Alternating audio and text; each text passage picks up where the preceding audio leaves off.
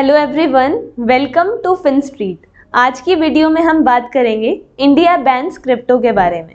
अभी आजकल आपने सुना ही होगा कि कोई न्यू बिल आया है तो उसमें क्रिप्टो करेंसी के बैन के बारे में बोला गया है। तो इसके बारे में आज हम डिटेल में जानेंगे। तो इससे पहले अगर हम करंट वाले बैन के बारे में जानते हैं तो इससे पहले हम पिछले वाले के बारे में देखते हैं कि जो 2016 में अप्रैल 6 को आरबीआई ने पहले भी एक सर्कुलर जारी किया था जिसमें उन्होंने क्रिप्टो करेंसी पे बैंकिंग बैन लगाया था। उस टाइम पे भी ये मिथ काफ़ी ज़्यादा था कि क्रिप्टो करेंसी बैन हो चुकी है और अब हम क्या करेंगे, हमारा जो फंड्स है इन्वेस्टेड है तो उनका क्या होगा। बट ऐसा नहीं था, वो सिर्फ एक बैंकिंग बैन था। तो उस सर्कुलर में बेसिकली ये कहा गया था जो भी फाइनेंशियल इंस्टीट्यूशंस होते हैं, जो बैंक्स होते हैं, वो किसी भी प्रोसेस में पार्ट नहीं लेंगे, चाहे वो क्लियरेंस की हो, चाहे वो सेटलमेंट की हो, चाहे वो ट्रेडिंग एक्सचेंजेस के साथ जो बैंक अकाउंट लिंक करने की हो। तो ये बैन बेसिकली इस चीज़ को बताता था कि सिर्फ बैंक जो है वो पार्टिसिपेट नहीं करेंगे एज अ इंटरमीडिएरी जो कि क्रिप्टो करेंसी में हमें डील करे, और जो वर्चुअल करेंसीज में कोई भी वो पेमेंट एक्सेप्ट नहीं करेंगे और ना ही उस पर्सन के साथ डील करेंगे जो वर्चुअल करेंसीज में उनको कुछ ऑफर करेगा। तो बेसिकली ये था जो प्रीवियस वाली जो सर्कुलर निकाला था आरबीआई ने। ऐसा पहली बार नहीं हुआ था, ये तो 2016 में सर्कुलर निकाला था आरबीआई ने। 2013 में इससे पहले उन्होंने एक प्रेस कॉन्फ्रेंस करी थी। उस प्रेस कॉन्फ्रेंस में भी उन्होंने ये बोला था कि जितने भी पर्सन्स वर्चुअल करेंसीज में इन्वेस्ट करते हैं या ट्रेड करते हैं तो वो अपने रिस्क पे करेंगे, उनका कोई उसमें मैटर नहीं होगा। और उसके बाद 2018 में फरवरी 1 को जब हमारे बजट स्पीच थी जो हमारे फाइनेंस मिनिस्टर देते हैं ईयरली, तो उसमें भी ये कहा गया था कि जो क्रिप्टो करेंसी है वो एज अ लीगल टेंडर नहीं मानी जाएगी इंडिया में। अब ये था पिछले वाले बैन की बात, बट इसके बाद क्या हुआ ये जानते हैं हम पहले। जब आरबीआई ने ये सर्कुलर निकाला था 2016 में, और तो इसके जो अगेंस्ट थे तो उन्होंने रिट पिटिशन फाइल करी थी IMAI ने सुप्रीम कोर्ट ने। IMAI बेसिकली एक जो ऑर्गेनाइजेशन है, ये नॉन प्रॉफिट ऑर्गेनाइजेशन है, internet and mobile association of India. तो ये एसोसिएशन बेसिकली इसका मोटिव ही यही है कि इंडिया को एक डिजिटल डिराइव कंट्री बनाना है और मोबाइल बैंकिंग वगैरह को सपोर्ट करना है, मतलब कि एक वर्चुअल चीज़ों को सपोर्ट करना एंड डिजिटलाइजेशन को सपोर्ट करना है। तो इस IMAI एसोसिएशन ने सुप्रीम कोर्ट में फर्स्ट रिट पिटिशन फाइल करी थी। अब रिट पिटिशन क्या होता है? ये बेसिकली एक फॉर्मल प्रोसेस होता है जिसमें हम लिखकर सुप्रीम कोर्ट या हाई कोर्ट में अपनी जो पिटिशन है वो फाइल कर सकते हैं। मतलब जो भी हमारे व्यूज़ होते हैं वो लिखकर हम फाइल कर सकते हैं किसी के अगेंस्ट। तो ये रिट पिटिशन फाइल करने का राइट सबको है और सुप्रीम कोर्ट और हाई कोर्ट एक्सेप्ट भी करते हैं पिटिशन।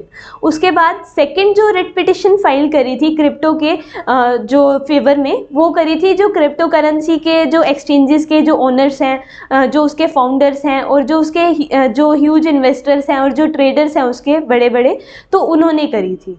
तो जब ये दोनों रिट पिटिशंस फाइल हो गई थी, उसके बाद जब सुप्रीम कोर्ट में इस पे सुनवाई हुई थी तो सुप्रीम कोर्ट ने ये कहा था, जब उन्होंने आरबीआई से पूछा कि उन्होंने किस रीज़न से बैंकिंग बैन लगाया है क्रिप्टो करेंसी पे, तो आरबीआई ने उनको ये कहा था कि हमें अभी पता नहीं है कि क्रिप्टो करेंसी कौन सी टेक्नोलॉजी पे वर्क कर रही है और हमें थोड़ा टाइम चाहिए उस टेक्नोलॉजी को समझने में, उस टेक्नोलॉजी को एक्सप्लोर करने में। तो इसीलिए हमने इस पे बैंकिंग बैन लगाया है। और सुप्रीम कोर्ट ने रिटर्न में ये कहा था कि जब जिस टेक्नोलॉजी को आप समझ ही नहीं सक रहे, जिसके बारे में आपको पता नहीं है अभी, तो आप उसको बैन कैसे कर सकते हैं। तो इसके ऊपर काफ़ी सारे डिस्कशंस हुई थी। काफ़ी सारी जो सुनवाई के बाद 4 मार्च को 2020 को फाइनली जो सुप्रीम कोर्ट है उसने ये बैन अपलिफ्ट कर दिया था। मतलब जो फेवर था वो जो डिसीजन था वो क्रिप्टो एंथुसियास्टिक्स के फेवर में था। मतलब कि जब बैंकिंग बैन था वो रिमूव हो गया था क्रिप्टो करेंसी से 2020 में। तो अब हम करंट सिनेरियो की बात करते हैं। करंट सिनेरियो में क्या चल रहा है? अभी जो एक बिल आया है वो सिर्फ इसीलिए चर्चा में आया है कि अभी वो बिल पास भी नहीं हुआ है, इवन वो अभी संसद तक भी नहीं पहुंचा है, बल्कि उसमें ये लिखा है कि जो इंडिया है वो प्राइवेट क्रिप्टो करेंसीज को बैन करेगा। अब प्राइवेट क्रिप्टो करेंसी में कौन कौन सी करेंसीज आती हैं क्या बिटकॉइन आता है या नहीं आता है, अभी इसके बारे में कुछ भी नहीं पता है। तो पहले तो हमें जब ये पता लगेगा कि प्राइवेट क्रिप्टो करेंसीज में वो क्या क्या ले रहे हैं, तब हम कुछ कह पाएंगे। और पहली बात, जो बिटकॉइन है वो तो वैसे ही पब्लिक करेंसी है, पब्लिक लेजर पे बेस है, और इवन जो इसके क्रिएटर हैं वो खुद भी इसके लिए कुछ वो नहीं कर सकते, क्योंकि ये सबकी करेंसी है, पब्लिक करेंसी है। और इसके बाद जो इसके हम फेवर में चीज़ें देखें, अब जैसे एक हमारे फॉर्मर फाइनेंस सेक्रेटरी थे सुभाष चंद्र, तो उन्होंने भी एक वेबिनार में निश्चल शेट्टी जो कि वजीरेक्स के सीईओ हैं, उनके साथ और काफ़ी सारे जो लेजेंड्स थे क्रिप्टो इंडस्ट्री के, उनके साथ एक वेबिनार किया था। और उस वेबिनार में उन्होंने ये कहा था कि जो इंडिया है वो क्रिप्टो को एज अ कमोडिटी सपोर्ट कर सकता है, मतलब एज अ एक्सचेंज के मीडियम से नहीं ले सकते वो क्रिप्टो को, बट एज अ कमोडिटी वो सपोर्ट कर सकते हैं। कमोडिटी मतलब कि जैसे गोल्ड और सिल्वर हमारे यहाँ चलते हैं, वैसे ही एज अ हम क्रिप्टो को भी रख सकते हैं। तो ये चीज़। और हम सेकंड चीज़ देखें, CBDC, central bank digital currency, ये भी अभी आपने कुछ ही दिन पहले हमारी न्यूज़ देखी होगी कि जो गवर्नमेंट है वो CBDC लॉन्च करने के लिए प्लान कर रही है, मतलब कि digital version of Fiat currency. तो ये भी एक पॉजिटिव न्यूज़ है अगर हम देखें तो। और थर्ड चीज़ कि जो डिजिटल इंडिया का जो प्रोजेक्ट है, जो हमारे मिस्टर नरेंद्र प्राइम मिनिस्टर हैं, तो मिस्टर नरेंद्र मोदी कितना ज़्यादा सपोर्ट कर रहे हैं डिजिटलाइजेशन को, और वो काफ़ी सारे स्टेप्स भी कर चुके हैं डिजिटलाइजेशन के फेवर में। और अगर हम फोर्थ चीज़ देखें, अगर हम डेवलप कंट्रीज़ में आना चाहते हैं और हम और ज़्यादा डेवलप करना चाहते हैं इंडिया को, और अगर हम चाइना को देखें तो चाइना भी आज के टाइम में अगर इतना ज़्यादा डेवलप्ड है, तो उनको पता है कि टेक्नोलॉजी को सपोर्ट करना होता है और टाइम के साथ हमें चेंज करने पड़ते हैं हमारे डिसीजंस, हमारी प्रायोरिटीज़। तो इसीलिए वो आज इतनी बड़ी डेवलप्ड कंट्री में आता है। और अगर हमें डेवलपमेंट के रास्ते पर जाना है, और अगर हम बाकी सारी भी चीज़ें देखें, जो फॉर्मर मिनिस्टर है जिनकी मीटिंग में उन्होंने कहा था कि एज अ कमोडिटी सपोर्ट कर सकते हैं, और इसके अलावा जो डिजिटलाइजेशन का जो स्टेप है, और इसके अलावा भी काफ़ी सारी जो चीज़ें हैं इसके फेवर में ही दिखाई दे रही हैं। अभी कुछ ही दिन पहले एक और न्यूज़ भी आई थी कि जो स्टेट गवर्नमेंट है वो ब्लॉकचेन को यूज़ करना चाहती है लैंड रिकॉर्ड्स रखने के लिए। तो ये भी एक टाइप से एक पॉजिटिव न्यूज़ थी ब्लॉकचेन के फेवर में, जिसपे कि क्रिप्टो करेंसी भी बेस है, बिटकॉइन भी बेस है। तो अभी कुछ कहना मुश्किल है कि क्रिप्टो बैन ही होगा इंडिया में। पहले भी जब बैंकिंग बैन उस पर हुआ था 2016 में, तब भी P2P जो ट्रांजैक्शंस थी वो हम कर सकते थे, मतलब कि जो पीयर टू पीयर ट्रांजैक्शंस थी उसमें नहीं रुका था, मतलब पीयर टू पीयर हम तब भी कर सकते थे। और अब भी अगर हम सबसे वर्स्ट सिनेरियो मान के चले कि बैन हो भी जाती है, तो बैन ऐसे ही नहीं होता। अभी तो वो बिल संसद तक पहुंचा भी नहीं है। बिल को पास करने का एक बहुत बड़ा प्रोसीजर होता है। सबसे पहले वो राज्यसभा में जाएगा, उसके ऊपर डिबेट्स होंगी, जो उसके अगेंस्ट है, जो उसके फेवर में है, फिर उसके बाद वो लोकसभा में जाएगा, उसमें भी ऐसे ही उसके अगेंस्ट और उसके फेवर में डिबेट होगी। फिर उन दोनों से पास होने के बाद फिर वो प्रेसिडेंट के पास जाएगा, प्रेसिडेंट के साइन होने के बाद कहीं जाके वो बिल पास होता है।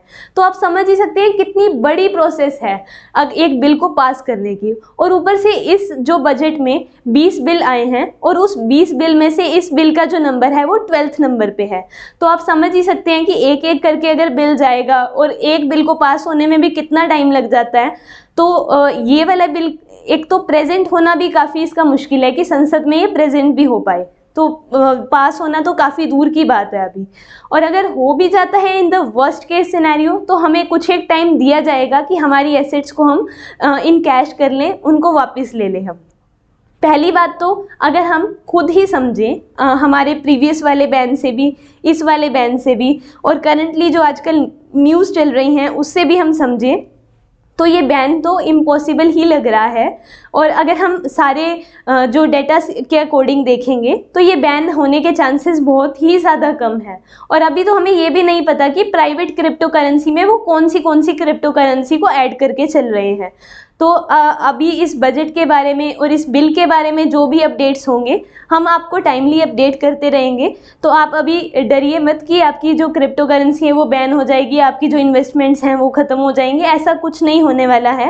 अभी पहले उनको एक अच्छे से एक स्टेटमेंट निकालने दीजिए कि वो किस किस करेंसी को बैन करना चाहते हैं या क्या प्रोसीजर रहेगा, कैसे, तो उसके बाद हम कुछ कह सकते हैं। तो अभी तो ये जो चांसेस लग रहे हैं वो काफ़ी ज़्यादा इम्पॉसिबल है इस बिल के पास होने के, अगर हम और चीज़ों से इसको कंपेयर करें जैसे कि डिजिटलाइजेशन वगैरह। तो ये था हमारा व्यू जो बिल आया है उसके बारे में। तो आप भी अपने व्यूज़ हमें कमेंट सेक्शन में ज़रूर बताएं। आपको क्या लगता है कि सच में इंडिया में क्रिप्टो करेंसी बैन हो सकती है? वैसे तो ये काफ़ी ज़्यादा इम्पॉसिबल ही है, बट फिर भी आप अपने व्यूज़ हमें ज़रूर बताएं। और अगर आपको वीडियो पसंद आई हो तो please like, share and subscribe to Finstreet. Thank you.